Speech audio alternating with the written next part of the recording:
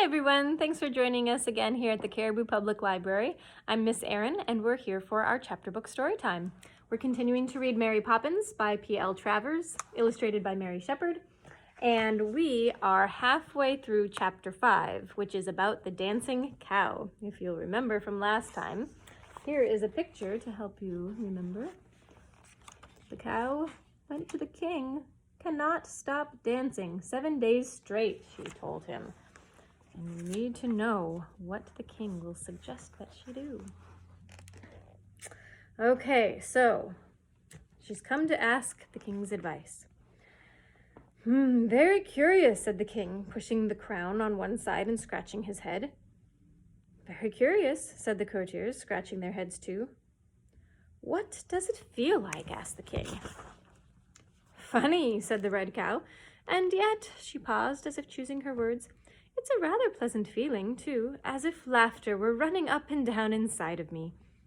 Extraordinary, said the king, and he put his chin on his hand and stared at the red cow, pondering on what was the best thing to do. Suddenly he sprang to his feet and said, Good gracious! What is it? Cried all the courtiers. Why, don't you see, said the king, getting very excited and dropping his scepter. What an idiot I was not to have noticed it before, and what idiots you were! He turned fiercely upon the courtiers. Don't you see that there's a fallen star caught on her horn? So there is, cried the courtiers, as they all suddenly noticed the star for the first time. And as they looked, it seemed to them that the star grew brighter. That's what's wrong, said the king. Now, you courtiers had better pull it off so that this, lady can stop dancing and have some breakfast. It's the star, madame, that is making you dance, he said to the red cow. Now, come along, you. And he motioned to the chief courtier, who presented himself smartly before the red cow and began to tug at the star. It would not come off. The chief courtier was joined by one after another of the other courtiers until at last there was a long chain of them, each holding the man in front of him by the waist, and a tug of war began between the courtiers and the star. Mind my head, entreated the red cow. Pull harder, roared the king. They pulled harder.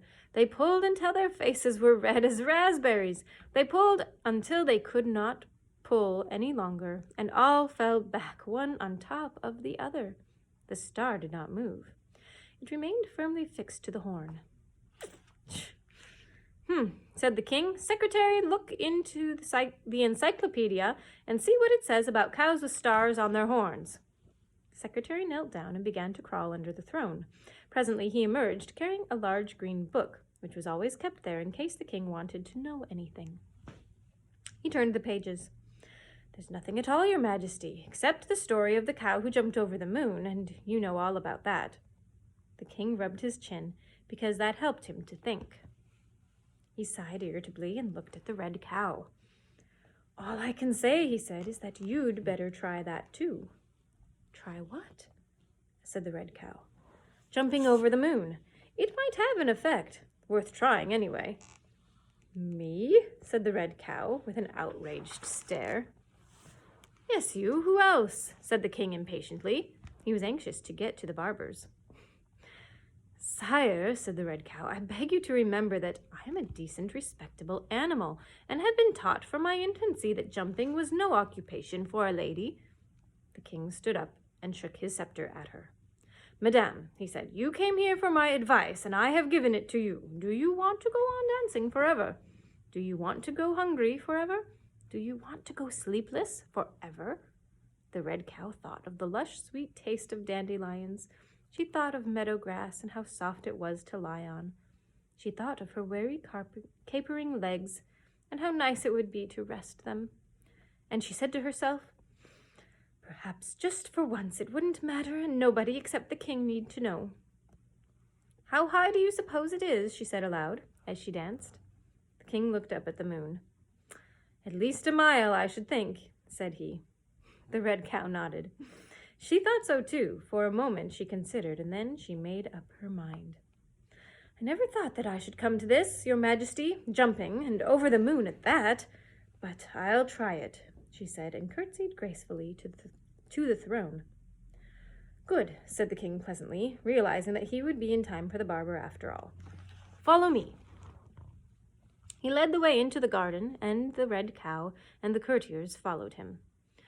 Now, said the king, while he reached the open lawn, when I blow my whistle, jump. He took a large golden whistle from his waistcoat pocket and blew into it lightly to make sure that there was no dust in it.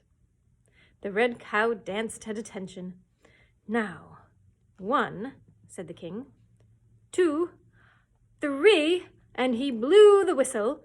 The red cow, drawing in her breath, gave one huge, tremendous jump, and the earth fell away beneath her. She could see all the figures of the king and the courtiers growing smaller and smaller until they disappeared below.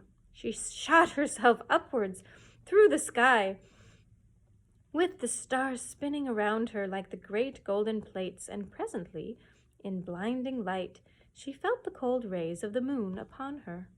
She shut her eyes as she went over it, and as the dazzling gleam passed behind her, and she bent her head toward the earth again, she felt the star slip down her horn.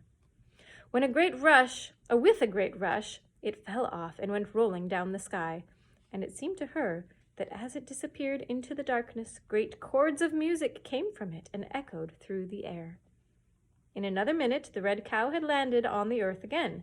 To her great surprise, she found that she was not in the king's garden, but in her own dandelion field. And she had stopped dancing. Her feet were as steady as though they were made of stone, and she walked as sedately as any other respectable cow. Quietly and serenely she moved across the field, beheading her golden soldiers as she went to greet the red calf. I'm so glad you're back, said the red calf. I've been so lonely. The red cow kissed it and fell to munching the meadow. It was her first good meal for a week, and by the time her hunger was satisfied, she had eaten up several regiments. After that, she felt better. She soon began to live her life just exactly as she had lived it before. At first, she enjoyed her quiet, regular habits very much, and was glad to be able to eat her breakfast without dancing, and lie down in the grass, and sleep at night instead of curtsying to the moon until the morning. But after a little, she began to feel uncomfortable and dissatisfied. Her dandelion field and her red calf were all very well, but she wanted something else, and she couldn't think what it was. At last she realized that she was missing her star. She had grown so used to dancing and to the happy feeling the star had given her that she wanted to do a sailor's hornpipe and to have the star on her horn again. She fretted, lost her appetite, her temper was atrocious, and she frequently burst into tears for no reason at all. Eventually, she went to my mother, who told her the whole story and asked her advice. If you remember, this is Mary Poppins telling the story to Jane and Michael. Good gracious, my dear, my mother said to her. You don't suppose that only one star ever fell out of the sky? Billions fall every night, I'm told, but they fall in different places, of course. You can't expect 2 stars to drop in the same field in one lifetime. Then you think, if I moved about a bit, the red cow began, a happy, eager look coming into her eyes. If it were me, said my mother, I'd go and look for one. I will, said the red cow joyously. I will indeed. Mary Poppins paused. And that, I suppose, is why she was walking down Cherry Tree Lane, Jane prompted gently. Yes, whispered Michael. She was looking for her star. Mary Poppins sat up with a little start. The intent look had gone from her eyes and the stillness from her body. Come down from that window at once, sir, she said crossly. I'm going to turn on the lights. And she hurried across the landing to the electric light switch. Michael, said Jane in a careful whisper, just have one look and see if the cow's still there. Hurriedly, Michael peered out through the gathering dusk. Quickly, said Jane. Mary Poppins will be back in a minute. Can you see her? No, said Michael, staring out. Not a sign of her. She's gone. I do hope she finds it, said Jane, thinking of the red cow roaming through the world, looking for a star to stick on her horn. So do I, said Michael, as the sound of Mary Poppins' returning footsteps, he hurriedly pulled down the blind. And that is the end of chapter 5. So thank you again for listening today, and we will see you next time. Bye for now.